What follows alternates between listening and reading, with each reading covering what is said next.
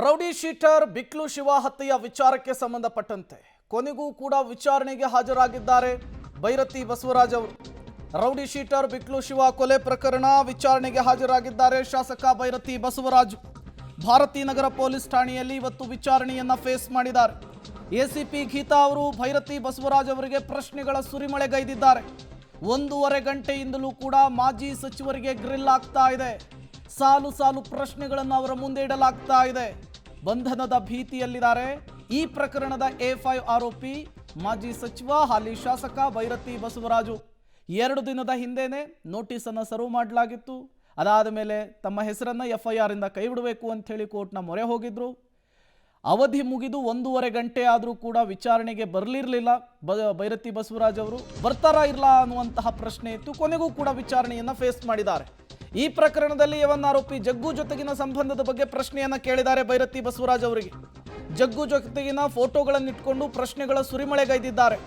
ಆರೋಪಿ ಜಗ್ಗನಿಗೂ ನಿಮಗೂ ಏನ್ ಸಂಬಂಧ ಅಂತ ಹೇಳಿ ಪ್ರಶ್ನೆ ಕೇಳಿದಾರಂತೆ.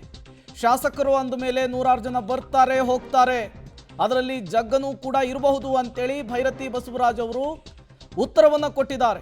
ಈ ಪ್ರಕರಣದಲ್ಲಿ A1 ಆರೋಪಿ ಜಗ್ಗ ಅಲಿಯಾಸ್ ಜಗದೀಶ್, ಈತನಿಗೂ ನನಗೂ ಸಂಬಂಧ ಇಲ್ಲ ಅಂಥೇಳಿ ಇದೇ ಭೈರತಿ ಬಸವರಾಜ್ ಅವರು ಮೊದಲು ಸ್ಟೇಟ್ಮೆಂಟ್ ಅನ್ನು ಕೊಟ್ಟಿದ್ರು. ಅದಾದ ಮೇಲೆ ಜಗದೀಶ್ ಜೊತೆಗಿನ ಫೋಟೋ, ಕುಂಭಮೇಳಕ್ಕೆ ಹೋದಂತಹ ವಿಡಿಯೋ, ಭೈರತಿ ಬಸವರಾಜ್ ಜೊತೆಗಿನ ಬರ್ತ್ಡೇಯಲ್ಲಿ ಕಾಣಿಸ್ಕೊಂಡಂತಹ ವಿಡಿಯೋ ಸಿಕ್ಕಾಪಟ್ಟೆ ವೈರಲ್ ಆಯಿತು. ಅದೇ ಫೋಟೋ ಅದೇ ವಿಡಿಯೋಗಳನ್ನು ಇಟ್ಕೊಂಡು ಈಗ ಸಾಲು ಸಾಲು ಪ್ರಶ್ನೆಗಳನ್ನು ಭೈರತಿ ಬಸವರಾಜ್ ಮುಂದಿಟ್ಟಿದ್ದಾರೆ. ಐವೋ ಅನ್ನೋದು ಗೊತ್ತಾಗ್ತಾ ಇದೆ. ಕೊಲೆಯಾದ ಬಿಕ್ಲು ಶಿವ ನಿಮಗೆ ಗೊತ್ತಾ ಅಂಥೇಳಿ ಪ್ರಶ್ನೆ ಕೇಳಿದ್ದಾರೆ. ಹೌದು ಗೊತ್ತಿದೆ ಅಂಥೇಳಿ ಶಾಸಕರು ಉತ್ತರ ಕೊಟ್ಟಿದ್ದಾರೆ. ಬಿಕ್ಲು ಶಿವನಿಗೆ ನೀವು ಪ್ರಾಣ ಬೆದರಿಕೆಯನ್ನು ಹಾಕಿದ್ರಂತಲ್ಲ, ಏನು ಕತೆ ಅಂತ ಹೇಳಿ ಕೇಳಿದ್ದಾರೆ. ಇಲ್ಲ, ಅದೆಲ್ಲ ಸುಳ್ಳು, ನಾನು ಯಾವುದೇ ರೀತಿಯ ಬೆದರಿಕೆಯನ್ನು ಹಾಕಿಲ್ಲ. ಬಿಕ್ಲು ಶಿವ ಕೊಲೆ ಮಾಡುವ ಬಗ್ಗೆ ಜಗ್ಗ ತಮ್ಮ ಬಳಿ ಹೇಳಿದ್ನಾ ಅಂತ ಕೂಡ ಪ್ರಶ್ನೆ ಮಾಡಿದ್ದಾರೆ. ಅದೆಲ್ಲ ನನಗೇನು ಗೊತ್ತಿಲ್ಲ ಅಂಥೇಳಿ ಭೈರತಿ ಬಸವರಾಜ್ ಉತ್ತರವನ್ನು ಕೊಟ್ಟಿದ್ದಾರೆ ಅನ್ನೋದು ಗೊತ್ತಾಗಿದೆ. ಈ ರೀತಿ ಪ್ರಶ್ನೆ ಉತ್ತರವನ್ನು ಪಡಿತಾ ಇದ್ದಾರೆ ಕಳೆದ 1.5 ಗಂಟೆಗಳಿಂದಲೂ ಕೂಡ. ಕೊನೆಗೆ ಏನಾಗುತ್ತೆ ಅನ್ನೋದನ್ನು ಕಾದು ನೋಡಬೇಕಿದೆ. ಯಾಕೆಂದರೆ ವಿಚಾರಣೆ ಇಷ್ಟಕ್ಕೆ ಸೀಮಿತ ಆಗುತ್ತಾ, ಇದಕ್ಕೂ ಮೀರೇನಾದರೂ ಬೆಳವಣಿಗೆಗಳಾಗುತ್ತಾ ಅಂಥೇಳಿ. ಮತ್ತಷ್ಟು ಡೀಟೇಲ್ಸ್ ನರಸಿಂಹಮೂರ್ತಿ ಕೊಡ್ತಾರೆ, ನೇರ ಸಂಪರ್ಕದಲ್ಲಿ ಜಾಯ್ನ್ ಆಗಿದ್ದಾರೆ.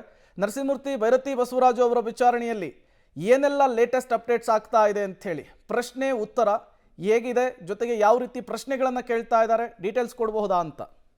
ಪ್ರೇಮ್, ಸುಮಾರು 2:30 ಸುಮಾರಿಗೆ ಮಾಜಿ ಸಚಿವ ಭೈರತಿ ಬಸವರಾಜ್ ಬೆಂಗಳೂರಿನ ಭಾರತೀನಗರ ಪೊಲೀಸ್ ಠಾಣೆಗೆ ವಿಚಾರಣೆಗೆ ಹಾಜರಾಗಿದ್ದಾರೆ. ನಿನ್ನೆ ಹೈಕೋರ್ಟ್ ಸೂಚನೆಯನ್ನು ಕೊಟ್ಟಿತ್ತು. 11:30ಕ್ಕೆ ವಿಚಾರಣೆಯನ್ನು ಆಗಬೇಕು ಅಂತೇಳಿ ಇವತ್ತು ವಕೀಲರ ಜೊತೆ ಭೈರತಿ ಬಸವರಾಜ್ ವಿಚಾರಣೆಗೆ ಆಗಮಿಸಿದ್ದಾರೆ.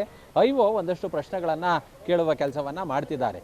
ಈ ಪ್ರಕರಣದಲ್ಲಿ A5 ಆರೋಪಿಯಾಗಿರುವ ಭೈರತಿ ಬಸವರಾಜ್ಗೆ ಈ ಕೊಲೆಗೂ ಮತ್ತು ಇದಕ್ಕೂ ಏನಾದರೂ ಲಿಂಕ್ ಇದೆಯಾ, ಈ ಸಂಬಂಧಪಟ್ಟಂತೆ ಒಂದಷ್ಟು ಸಾಕ್ಷಿಗಳು ಸಿಗ್ತಿದೆ. ಮತ್ತು ಈಗ ಕೊಲೆಯಾದಂತಹ ಬಿಕ್ಲು ಶಿವನ ತಾಯಿ ಏನಿದ್ದಾರೆ ಅವರು ತಮ್ಮ ಮೇಲೆ ದೂರನ್ನು ಕೊಟ್ಟಿದ್ದಾರೆ. ಹೀಗಾಗಿ ಅದ್ರ ಬಗ್ಗೆ ಒಂದಷ್ಟು ಕ್ವಶನ್ಸನ್ನು ಮಾಡುವ ಕೆಲಸವನ್ನು ಕೂಡ ಮಾಡ್ತಿದ್ದಾರೆ. ಮತ್ತು ಈ ಹಿಂದೆ ಭೈರತಿ ಬಸವರಾಜ್ ಅವರು ಹೇಳ್ಕೊಂಡಂತೆ ಜಗ್ಗ A1 ಆರೋಪಿಯಾದಂತಹ ಜಗ್ಗನಿಗೆ ನನಗೆ ಯಾವುದೇ ಸಂಬಂಧ ಇಲ್ಲ ಅನ್ನೋ ಮಟ್ಟಿಗೆ ಒಂದಷ್ಟು ಉತ್ತರವನ್ನು ಮಾಧ್ಯಮಗಳ ಮುಂದೆ ಕೊಡುವ ಕೆಲಸವನ್ನು ಮಾಡಿದರು. ಆದರೆ ಅದಾದ ಬಳಿಕ ಜಗ್ಗನ ಜೊತೆ ಒಂದಷ್ಟು ಫೋಟೋಗಳು ವೈರಲ್ ಆಗಿದ್ವು. ಅದು ಕುಂಭಮೇಳಕ್ಕೆ ಹೋಗಿರೋದು, ವಿಧಾನಸೌಧದಲ್ಲಿ ಇವರು ಸಚಿವರಾದ ದಿನ ಬಂದು ವಿಶ್ ಮಾಡಿರೋದು, ಅದ್ರ ಜೊತೆಗೆ ಇವರು ಬರ್ಡೇಯಲ್ಲಿ ಕಾಣಿಸ್ಕೊಂಡಿರೋದು, ಹೀಗೆ ನಾನಾ ಫೋಟೋಗಳು ಸಹ ವೈರಲ್ ಆಗಿದ್ವು. ಹೀಗಾಗಿ ಈ ಎಲ್ಲ ವಿಚಾರಗಳ ಬಗ್ಗೆ ಒಂದಷ್ಟು ಪ್ರಶ್ನೆಗಳನ್ನು ಮಾಡುವ ಕೆಲಸವನ್ನು ಮಾಡ್ತಿದ್ದಾರೆ. ಆದರೆ ಎಲ್ಲದಕ್ಕೂ ಕೂಡ ಮಾಜಿ ಸಚಿವರು, ಹಾಲಿ ಶಾಸಕರು ಭೈರತಿ ಬಸವರಾಜ್ ಇದಕ್ಕೂ ನನಗೂ ಸಂಬಂಧ ಇಲ್ಲ, ಶಾಸಕ ಅಂತ ಅಂದಮೇಲೆ ಸಾಕಷ್ಟು ಜನ ಬರ್ತಾರೆ ಹೋಗ್ತಾರೆ, ಈಗಿದ್ದಂತಹ ಸಂದರ್ಭದಲ್ಲಿ ನಾನು ಕೊಲೆ ಮಾಡಿ ಅಂತೇಳಿ ಹೇಳಿಲ್ಲ. ಕೊಲೆಯಾದಂತಹ ಬಿಕ್ಲು ಶಿವ ಈ ಹಿಂದೆ ನನ್ನ ಮೇಲೆ ಒಂದಷ್ಟು ಸುಳ್ಳು ಪಿಟಿಷನ್ಗಳನ್ನು ಕೊಡ್ತಿದ್ದ, ಅದನ್ನು ಹೊರತುಪಡಿಸಿದ್ರೆ ಆತನಿಗೂ ನನಗೂ ಯಾವುದೇ ಸಂಬಂಧ ಇಲ್ಲ. ಅದ್ರ ಜೊತೆಗೆ ಇಲ್ಲಿ ಈಗ ಯಾರು ಆರೋಪಿಗಳು ಅಲಿಗೇಷನ್ ಏನು ಮಾಡ್ತಿದ್ದಾರೆ ಅದೆಲ್ಲವೂ ಕೂಡ ಸುಳ್ಳು. ನಾನು ನನ್ನ ಕೆಲಸವನ್ನು, ಸಮಾಜ ಸೇವೆಯನ್ನು, ಜನರ ಕೆಲಸವನ್ನು ಮಾಡ್ಕೊಂಡಿದ್ದೀನಿ ಅನ್ನೋ ಮಟ್ಟಿಗೆ ಉತ್ತರವನ್ನು ಕೊಡ್ತಿದ್ದಾರೆ ಅನ್ನೋ ಮಾಹಿತಿಗಳು ಲಭ್ಯವಾಗ್ತಿದೆ.